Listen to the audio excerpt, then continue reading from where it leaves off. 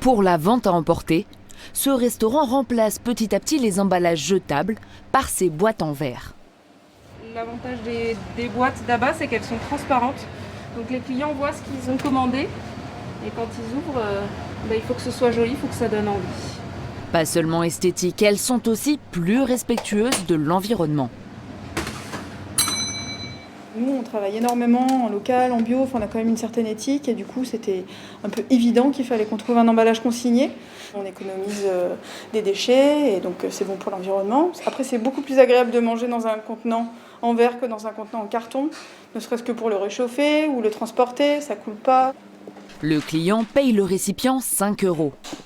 Une fois vide, il peut être rapporté à l'établissement ou dans un autre restaurant partenaire des boîtes d'Abba. À l'origine de ce réseau, 2 entrepreneuses grenobloises. Je suis à titre individuel assez engagée dans une démarche zéro déchet. Et quand je commandais à emporter, à chaque fois c'était la culpabilité de au secours, pourquoi j'ai fait ça, tout ce plastique. Et j'ai réfléchi à une solution pour éviter ça. Et en fait, la consigne s'est imposée comme une évidence. Sur son vélo, Caroline Lauberti livre elle-même les 17 restaurants partenaires. Un avantage considérable pour les établissements.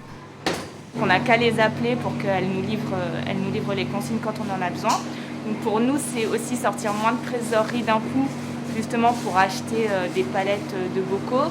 Comme on a un petit restaurant au niveau du rangement, de l'organisation, c'est aussi plus simple parce qu'elles nous livrent juste ce dont on a besoin. Le concept séduit aussi la clientèle. Ici, plus de la moitié des ventes à emporter se font dans ces récipients consignés. C'est très très bien. Oh oui, ça évite le gaspillage et voilà, surtout pour des choses qu'on renouvelle tous les jours, donc c'est parfait. Ce type de service pourrait même s'étendre à la vente en livraison dans les prochaines semaines.